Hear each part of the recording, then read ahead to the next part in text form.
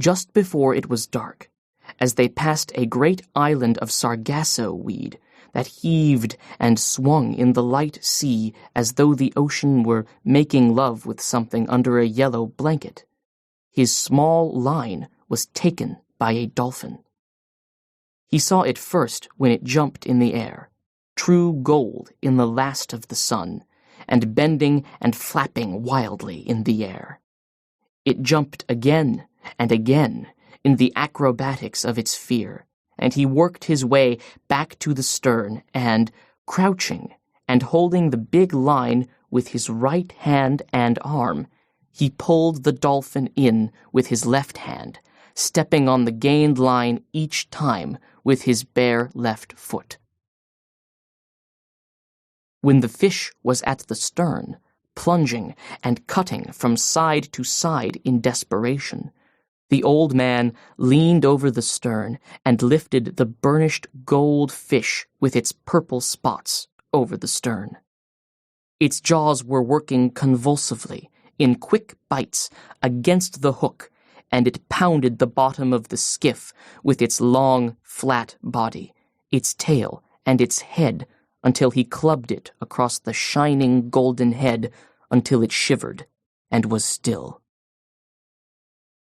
The old man unhooked the fish, rebaited the line with another sardine, and tossed it over. Then he worked his way slowly back to the bow. He washed his left hand and wiped it on his trousers. Then he shifted the heavy line from his right hand to his left and washed his right hand in the sea, while he watched the sun go into the ocean and the slant of the big cord.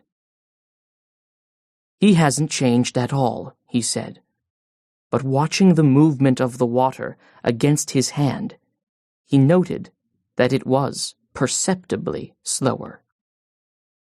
"I'll lash the two oars together across the stern, and that will slow him in the night," he said. "He's good for the night, and so am I." It would be better to gut the dolphin a little later to save the blood in the meat, he thought. I can do that a little later and lash the oars to make a drag at the same time. I had better keep the fish quiet now and not disturb him too much at sunset. The setting of the sun is a difficult time for all fish.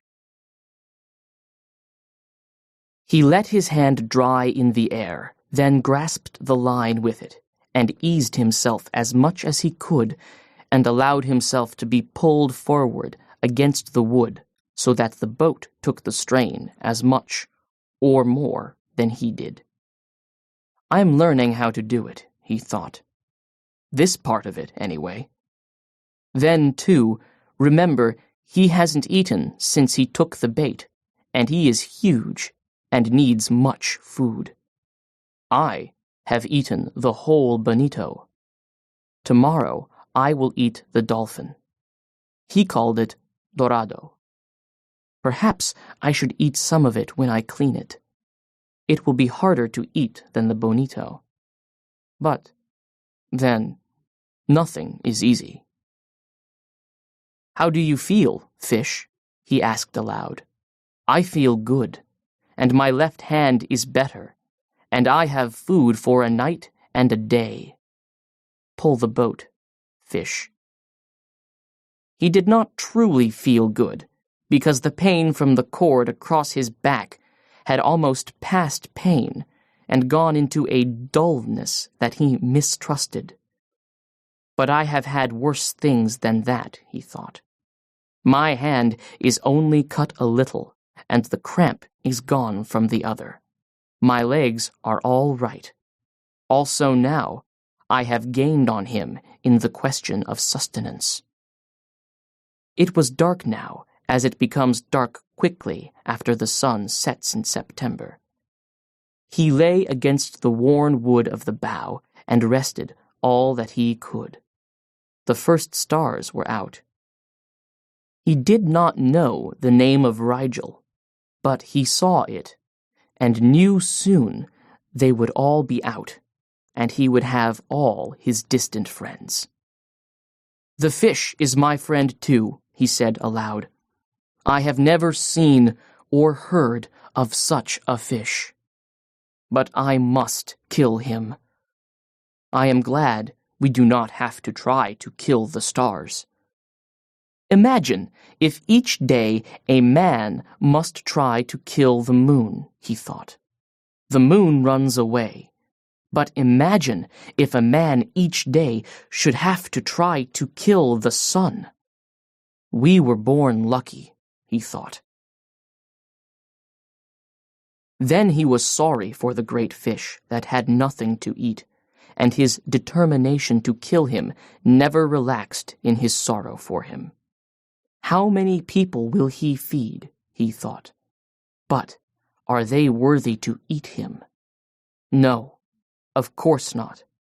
There is no one worthy of eating him from the manner of his behavior and his great dignity. I do not understand these things, he thought, but it is good that we do not have to try to kill the sun or the moon or the stars. It is enough to live on the sea and kill our true brothers. Now, he thought, I must think about the drag. It has its perils and its merits. I may lose so much line that I will lose him if he makes his effort, and the drag made by the oars is in place, and the boat loses all her lightness. Her lightness prolongs both our suffering, but it is my safety, since he has great speed that he has never yet employed. No matter what passes, I must gut the dolphin so he does not spoil, and eat some of him to be strong. Now I will rest an hour more, and feel that he is solid and steady before I move back to the stern to do the work and make the decision. In the meantime, I can see how he acts and if he shows any changes. The oars are a good trick, but it has reached the time to play for safety. He is much fish still, and I saw that the hook was in the corner of his mouth, and he has kept his mouth tight shut. The punishment of the hook is nothing. The punishment of hunger, and that he is against something that he does not comprehend, is everything. Rest now, old man, and let him work until your next duty comes. He rested for what he believed to be 2 hours. The moon did not rise now until late, and he had no way of judging the time.